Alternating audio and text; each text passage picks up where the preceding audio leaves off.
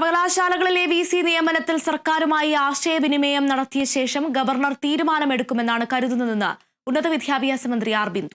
Governor ജനാധിപത്യപരമായ രീതിയിൽ നടപടികൾ സ്വീകരിക്കാൻ തയ്യാറാകണം. കൃത്യമായി മുന്നോട്ടു പോകുന്ന ഒരു സംവിധാനത്തെ ദയവ് ചെയ്ത് അട്ടിമറിക്കരുതെന്നും മന്ത്രി പറഞ്ഞു.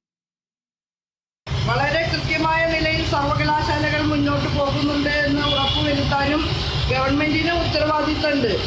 അതുകൊണ്ട് പ്രയാസത്തിലാക്കരുത് എന്നാണ് ബഹുമാനപ്പെട്ട ചാൻസലറോട് അഭ്യർത്ഥിക്കാനുള്ളത്. വളരെ നല്ല നിലയിലാണ് കേരള സർവകലാശാലയിൽ അക്കാദമിക പ്രവർത്തനങ്ങളൊക്കെ കഴിഞ്ഞ 2-3 വർഷക്കാലം കൃത്യമായി മോണിറ്റർ ചെയ്ത് മുന്നോട്ട് പോയിട്ടുണ്ട്. ആ നിലയിൽ അച്ചടക്കത്തോട് കൂടി കൃത്യമായ നിലയിൽ മുന്നോട്ട് പോയിരുന്ന ഒരു സംവിധാനത്തെ ദയവ് ചെയ്ത് അട്ടിമറിക്കരുത് എന്നാണ് അഭ്യർത്ഥിക്കാനുള്ളത്. ഇനി അങ്ങോട്ട് ജനാധിപത്യപരമായി നടപടികൾ സ്വീകരിക്കാൻ ചാൻസലർ തയ്യാറാകുമെന്ന് പ്രതീക്ഷിക്കുകയാണ്.